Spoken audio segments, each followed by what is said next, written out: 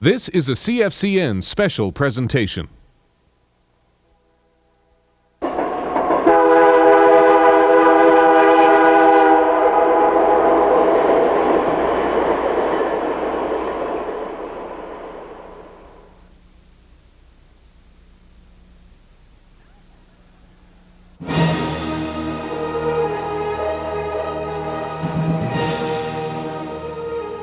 In 1988, more than 6 million people took the train.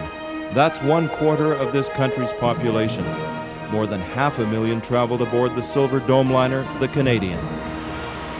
In 1989, the Mulroney government cut this country's premier tourist attraction, leaving Calgary, Banff, and Lake Louise without daily passenger train service.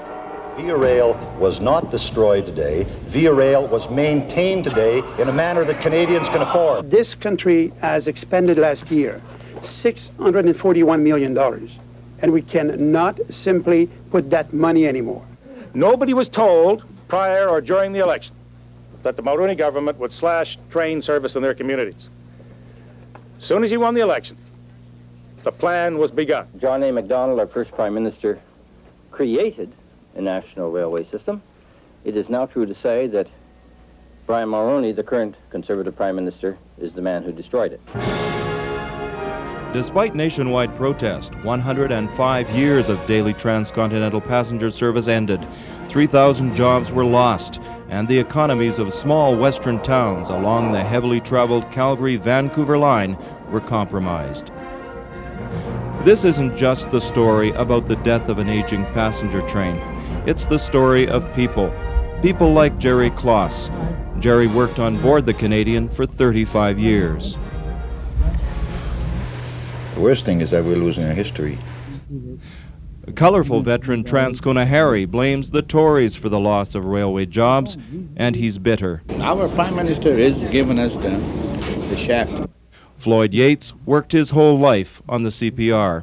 He drove the steam trains and for 7 years piloted the Silver Canadian. On the railway, we did figure that was the top job, running the Canadian. And Nick Morant took the famous publicity pictures enticing the world on board the train. It was their personality, and it's gone. And it's the story of the passengers who made the last historic run. Ordinary people like Bernie Lesage of North Bay. I'm a train buff. I've been riding trains. We were talking about it in Vancouver the other night. I've been riding trains since the early 40s. And of course, the people who live in the small towns whose economy is being eroded. Small places like Golden in BC. It will be a great loss to us, and I feel the government are to be condemned. The death of the great train has touched thousands, perhaps millions of people. People who rode in the custom-made cars during the train's heyday, and countless others who for some reason or other never made it to the platforms. But now it's too late. The Canadian is gone, and many people are still wondering why.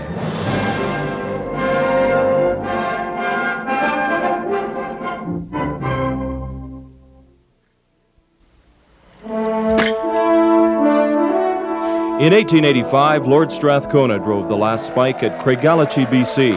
The national dream, a road of steel linking east with west from sea to sea, was finished.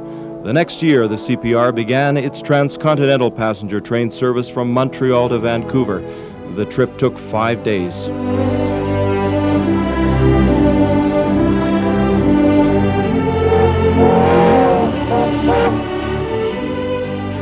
Into the late 50s, steam engines were still hauling passengers all over the country. But CPR president of the day, Norris Crump, hated the dirty, smoky, sooty machines, and in 12 years scrapped them all, making the transition to diesel.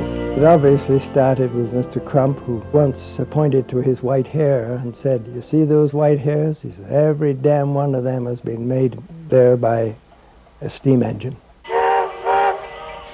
In 1954, the old pre-war coaches of the company's transcontinental train, the Dominion, were uncomfortable, dirty, and dated. Ridership was down.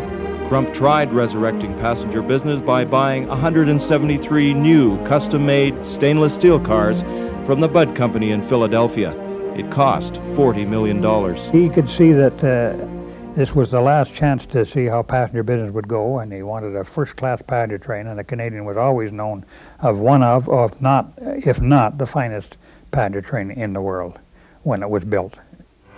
The Canadian, stainless steel streamliner, first dome-equipped train in Canada, is the shining symbol of a new era of travel comfort and pleasure within the borders of Canada.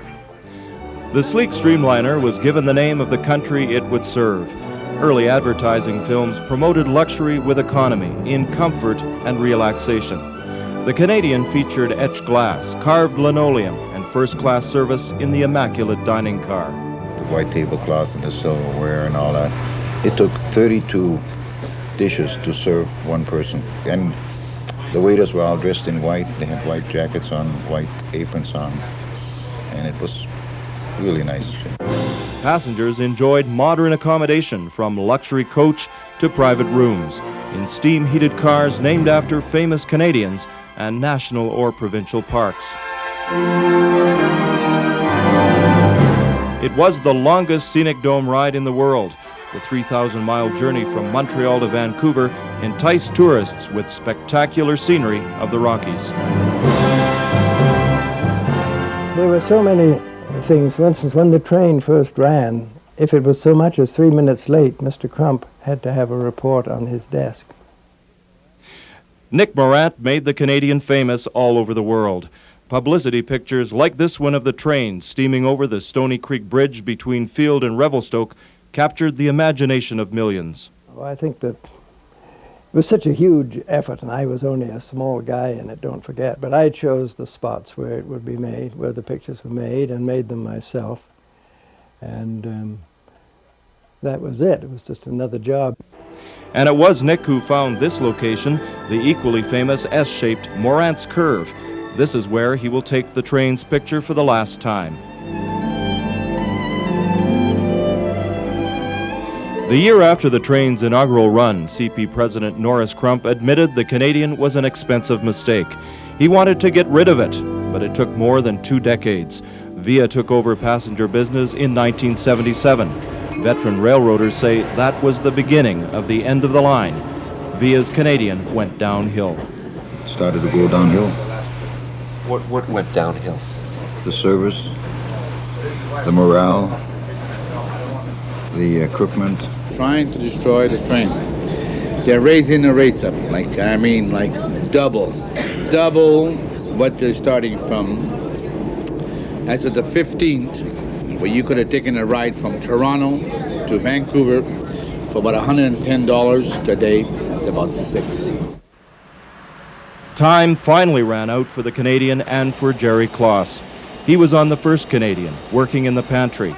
Now he's on the last train. A 35-year career is over. How's everything on there? Everything chip shape? 100%. Bye, my friend. Have a good trip. Take care. Be good. Look after the rest of the railway, yeah? What's left of it? I'll sure try. Eh? Okay. People from all over the world are boarding the last eastbound Canadian. It's the end of an era.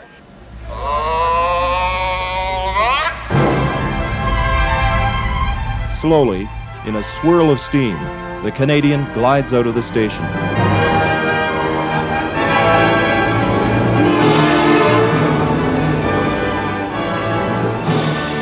Picking up speed, the train leaves the Vancouver skyline behind, to be replaced with hundreds of well-wishers standing alongside the tracks, waiting for one last look at what had been taken for granted for 35 years. On board, passengers watch the sunset, and nostalgia begins creeping in. I love the train. It's just a great pity. It's a Canadian institution, one that provides us some roots, one that reduces our future shock. We ought to have it. As the train heads into the Fraser Canyon, another veteran begins serving dinner in the dining car. 53-year-old Transcona Harry moves from table to table with the grace of a ballet dancer. You better be careful, you'll get fired. I used to work here. Harry's still offering first-class service, but behind Harry's smile is deep sadness that the train is gone. Yeah, I'm sad. Sure, I'm sad. I got to be sad. I'm not losing my job. But the people that are behind me, are going no place. Like they have a family, they got a home, they got a mortgage to pay. I don't. I have nothing. Everything, I'm free. Behind the scenes, it's busy in the cramped dining room kitchen. There are 4 full sittings for the multi-course dinner. Fresh Pacific fish and Alberta beef are the entrees.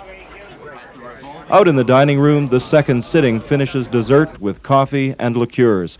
As the empty streets of sleepy towns drift by outside, diners share their feelings about the Canadian and why they are making this last trip. A piece of our heritage is disappearing. A God-given right has been taken away from us, and we're losing it, and it's too bad.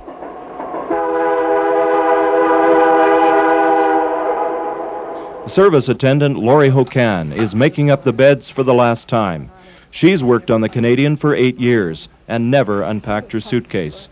Lori is one of the lucky ones. She remains on VIA's payroll. I have a lot of friends that are going to be laid off, and with just unemployment insurance. So I think I'm very lucky. It's last call in the Mural Room bar, and passengers call it a night in the park car. With the beds made up, the train goes to sleep. The only sounds audible to people wrapped snugly in the berths is the whir of the fans, the faint clickety-clack of the wheels, and the gentle swaying of the coaches, rocking passengers to sleep. But in a compartment near the end of the train, VIA employees left without jobs because of the cuts mourn the train's passing with song.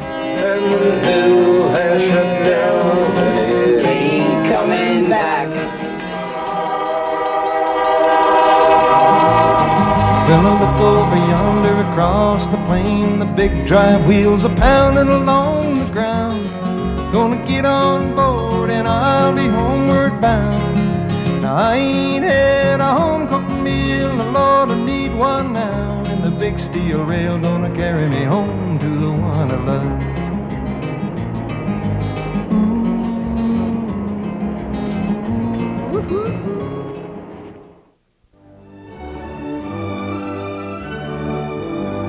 It's first gray light. The train gets up early.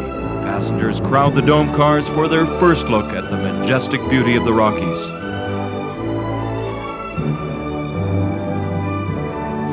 Nestled between the snow-capped peaks are the towns hardest hit by the loss of this train.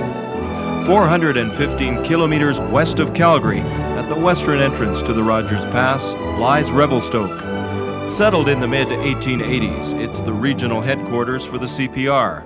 This growing winter wonderland community says the loss of the train is devastating. To begin with, it means the loss of a significant number of jobs and significant number of businesses.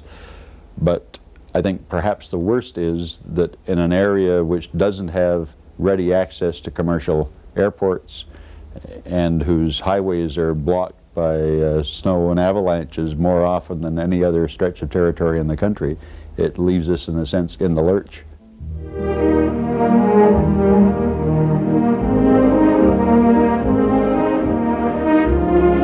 Further down the line in the Purcell Mountains, near the Kicking Horse and Columbia Rivers, is another recreation paradise.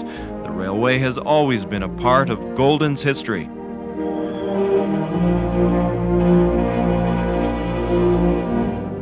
We in Golden do not have any scheduled airline service, unlike some big cities.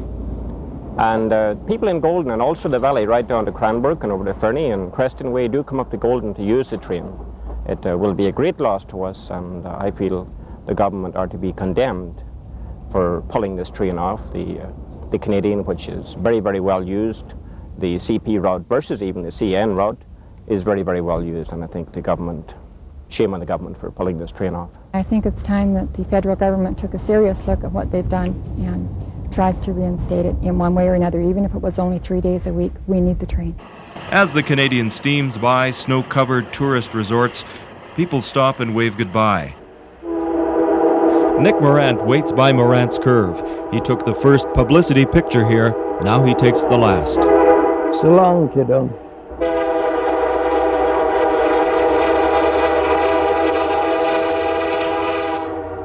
It takes another hour to reach Banff. This premier vacation destination has welcomed presidents, kings, business magnates, and people from all over the world. The scenery is legendary. There's no question that Banff exists because of the railway. It was first founded here, as William Cornelius Van Horn said, since we can't export the scenery, we'll have to import the tourists. And so the town of Banff was founded. We never lose sight of that part of our history, and I think most Banff people, when they lie in bed at night and hear the whistle, have a special feeling for the train. The Alberta government predicts $200 million tourist dollars will evaporate. We come here every year and go skiing up at Lake Louise. Is that right? Why do you come by train? I just like the atmosphere of the train and sleeping in the bedrooms and the dome car, the view. Take your time. It's relaxing. Banff and Lake Louise are the one that's going to be hurt the worst, because I have seen in the summer at Banff, when there's 18 coaches, that a third of the people would get off that train at Banff, and they'd be replaced by another third that had been in Banff for a couple of days before on the train. And at Lake Louise, to a lesser degree, perhaps 50, 75 people would get on and off all the time at Lake Louise. And these people were spending money in Lake Louise and Banff. They'd been there for days. Hey, Bobby. Hey, yeah, good. Yeah, no. Oh, I didn't know you're getting off here. Hey, so sorry, young fella. Well, hey. What we didn't do it. No. Like this, hey, he's gonna do it, right? Souvenir pins, anyone?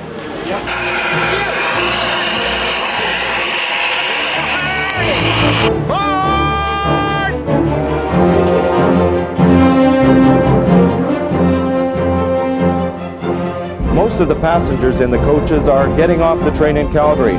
They've taken this last trip because it is one of the most beautiful in the world. The mood here aboard the train is one of resignation and deep disappointment that the Canadian is no more. Service Manager Jerry Kloss is patrolling his domain, making sure all Calgary passengers are ready to get off. Time is running out for Jerry too. His last stop after 35 years is Winnipeg, and that's just a dash across the snow-swept prairies, about a dozen hours away.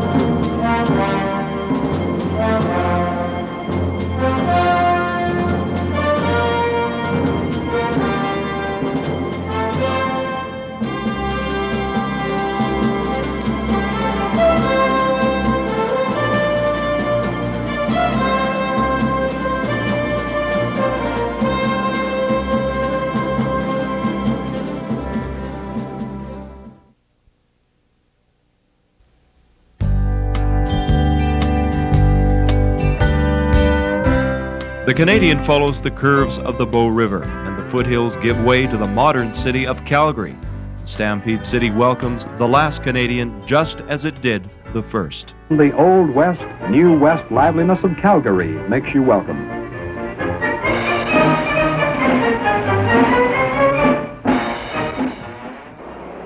Half a million people travel to Calgary every year just to get on or off a train. As the daily transcontinental service dies here, so does an infusion of millions of tourist dollars. Our committee found in discussions with the Tourist Bureau and Economic Development Authority and a number of other people that the loss of this train will create a loss to the city of Calgary between $30 to $40 million in tourism revenue, money that can't be recouped because of this, the train being taken off the rails. The Canadian stops long enough in Calgary for passengers to get off and others to climb on board. Most people getting off the train will stay a day or two, spending money in local restaurants, souvenir shops, and hotels. That revenue is gone now, and Ron Lee blames the politicians. Quite frankly, it was a political decision. In 1988, there were 500,000 passengers that traveled through Calgary by train. There were 174,000 in Edmonton. It made no economic sense whatsoever to cancel a Canadian from Calgary to Vancouver. It was a pure political decision. You know, Mazankowski and Clark have their ridings up north, and the train runs through their ridings. That's why the train is going through Edmonton. There are rumors new luxury trains will roll through town, but not every day, like this veteran has done for more than 3 decades. But what is going to happen, to our knowledge, and the only thing that's in place, is that Via Rail will continue to operate the Rocky Mountaineer 1 day a week from May to October as a tourist service only, Calgary, Kamloops, overnight in Kamloops, carry on to Vancouver the following day. For the Canadian, it's the end of the line. It's also the end of the line for service manager Jerry Kloss. He's leaving the train in Winnipeg. His 35-year career is over. But he did what he wanted to do. He rode the rails on a silver train all the way into the history books. It's sad. There's a lot of friends that are going to be there, that are going to be in Winnipeg meeting this train when it gets in there. A lot of goodbyes. Not forever, because you can still see them, but I don't have to wait till I get to Winnipeg. Maybe I'll even cry. I don't know.